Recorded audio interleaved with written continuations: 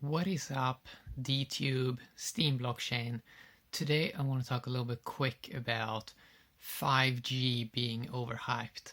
I mentioned it a little bit quick in one video, but I want to dive a little bit deeper into it in this video, combining it with TPS is also overhyped. What am I saying? TPS stands for transactions per second, and the thing is, nobody's using all this stuff at the moment. there is zero adoption, including Bitcoin. That there's just 5 million wallets with that having some level of amount inside. It's like, okay, they say there's like 20 million wallets that has, I think, over $1 in value. But if you just consider it, how many wallets one person can have, maybe that is like 4 on average, because some probably has like 10. And then it goes like, okay, there's probably less than 5 million that have something inside of them. And yeah, exchanges might have some value as well, but in general, I mean, there is not really, in a world with billions of humans, there is no one really in this space. So let's talk about 5G, also overhyped. So as I said, I mentioned it pretty quick in another video, where it's just like, first of all, good 4G. Do you really need more than that? Like, already, like, first of all, most people already have, or not all people, but many people have Wi-Fi, like Wi-Fi at home, and they connect to that. So many people just need cellular, how do you say it? Cellular connection when they're on the go. Most people usually are in some Wi-Fi zone where they can connect, right? And including now that we're starting to have these cities with free Wi-Fi hotspots. So like the abundance of Wi-Fi is always increasing, and Wi-Fi can be super fast. So why do we really need this 5G thing? Yes, it's better cellular, but 4G is already amazing. And you can download very fast on 4G. The problem with 4G and cellular connection is not the speed. It is the data cap that they usually put on you. And that's a big problem with 4G, that people don't have unlimited data. So it's not that you need faster speeds, it's that you need more data. Like, if you don't have allowed to use more data, it's like, why use cellular and a lot of data? It's like, makes no sense. So even if you get this 5G, oh, you can download super fast, but okay, you can use up all your data in like 2 seconds. Super great. And you need to stand right outside of one of these 5G antennas, and they have to build these everywhere. And you really look at this from a more realistic term, and the video I was watching at it, it looks so silly. Like, if you stand behind some wall or something, you lose almost all the speed, right? So it looks super gimmicky. And you get these new phones now. Oh, it has 5G, but it's not even close to. Like, if you really need to build these 5G things everywhere, I mean, that's gonna take like a decade. Which is like, okay, they release phones now with like 5G. It's kind of like when they made these HD TV, then that was kind of called HD ready or something like that. So gimmicky, and it's such a gimmick now. So this kind of ties into this TPS thing that people are always talking about, speed in the crypto industry and in a lot of other industries as well. It's like, we can already do stuff very fast. If we do it a little bit faster, I don't think it's going to make that much difference, especially if you do not have adoption and if there's no real use case. Like, if you're looking at 5G, is there really Is there really a big point that your microwave is gonna be connected to the cloud or something like that? I mean, the hype is like absurd.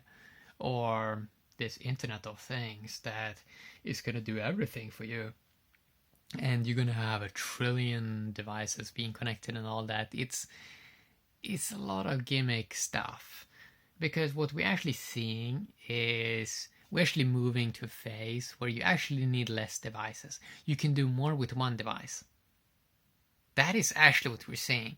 Not that you need more devices again, because I mean that's obviously something that they want to try to sell. Oh, buy more stuff, consume more stuff. But is there honestly a super big use case? If you have like a super high-end phone, and these phones are coming out now at like 500 gigabytes of storage, even 1 terabyte of storage. If you have one of these super high-end phones, it can do all, right? And isn't like evolution that we use one device and it can do all, instead of needing more and more and more devices? Why? When everything can just be software, we don't need everything to be connected to some kind of 5G cloud or something like that. It sounds super, super gimmicky. So it's super hyped, and this is kind of like the dot-com boom.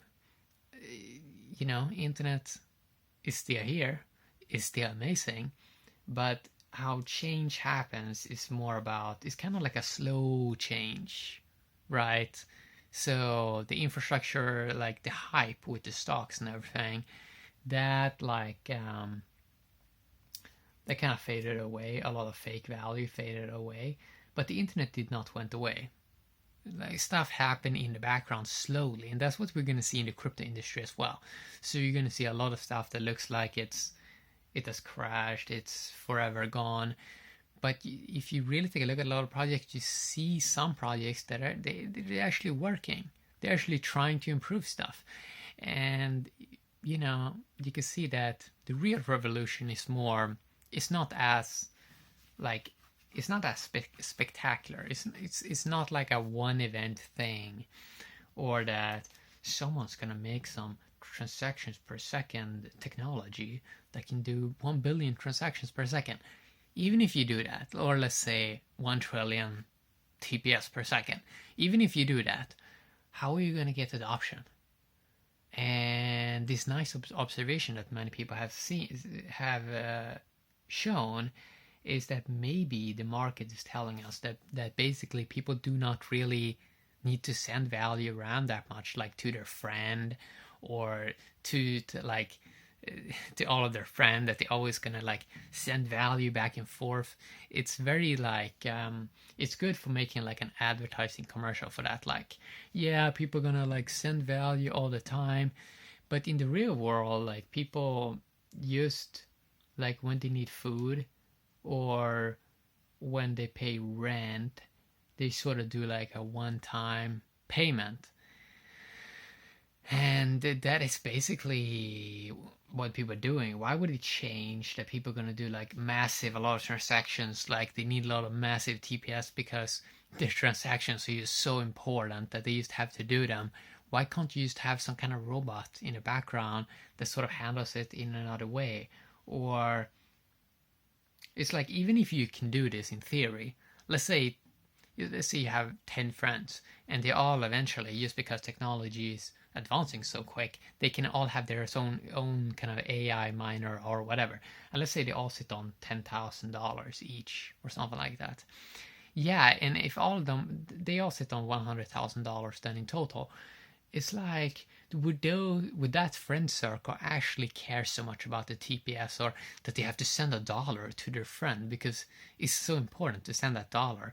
Or would they just be like, we're rich, we don't have to send all the time back and forth. It's like they're like, okay, I have what I need because I have my own AI that can sort of do its thing, and all the other friends also have their own sort of AI that sort of do their own thing.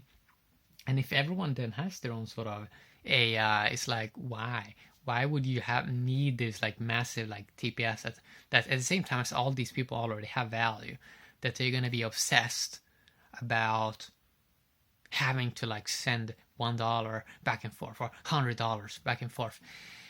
I think in many ways that is linear thinking, that we sort of look at what we have right now and we like imagine that we're going to do the same thing, use more.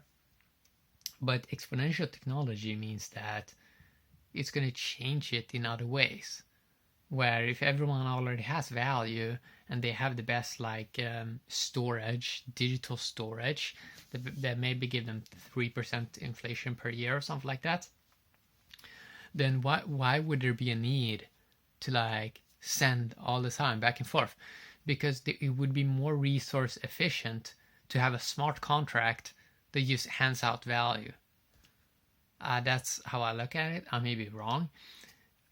I still think, yes, we're going to have payment systems, of course, but I don't think there's going to be this like massive need for everyone to always do transactions back and forth from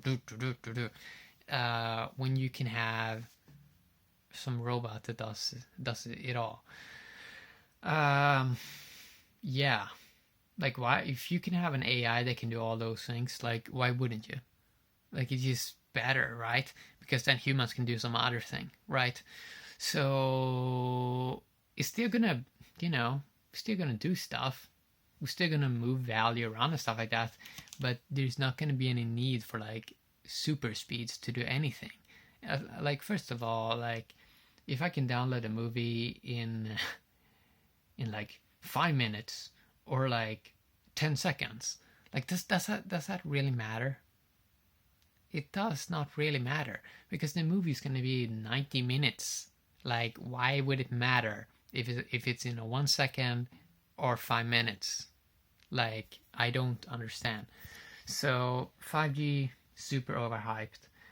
I may be wrong. Like, if I see it be like super cool, something like super useful, or like we super need this, I may change my mind. Same as with TPS. If I see that people are actually using it in other ways, and that it's like, whoa, everyone is doing transactions all the time, it's like, I may change my mind, of course. For example, games, they're gonna need maybe a lot of transactions and stuff like that, but it just seems like maybe some technology better than blockchain is eventually gonna come. That's just gonna figure out better ways to do things. Because clearly we are very ignorant. Clearly we haven't figured out the best systems yet, and clearly we're gonna move forward and do better stuff. Of course, still interesting, like new technology. Woo, it's super. Do stuff faster, yeah. But we're coming to a point where stuff is already so fast that the little extra that you can get, it's not really gonna make any change in like the average person in whatever now they're doing, right? But in the background, stuff is going to move forward, but it's going to be more slower,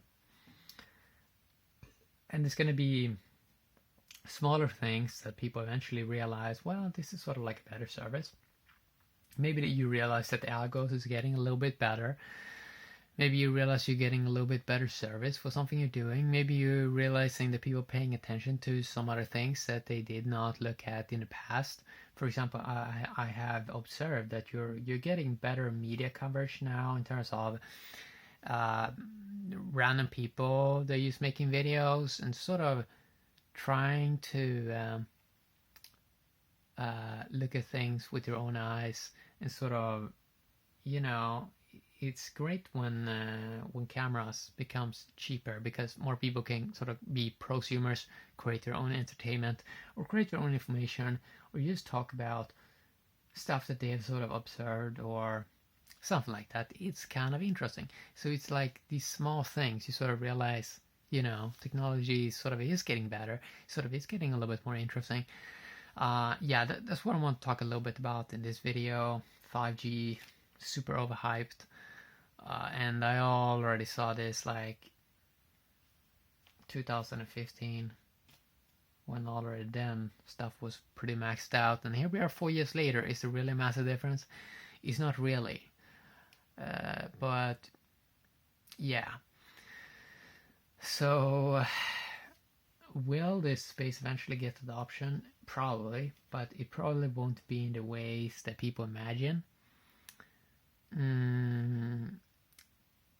people sort of want to make like cool stories about how things are gonna play out. It's probably wrong. Something you sort of realize in this space, that people can imagine a lot of stuff, and people love doing that, using their mind to sort of come up with different concepts of how things may play out, but it usually do not play out exactly that way. And people usually cannot see now we're starting to see this, like in just 1 month, massive things can change in terms of, oh, we got this better software, oh, we got this better thing, oh, now we don't have to use all this other stuff. So these things can like pop up that like changes a lot of things, and we're probably going to get many of those events now in the future. So yeah, that's what I want to talk a little bit about today. Hopefully enjoyed. Have a great day, DTube and the Steam blockchain.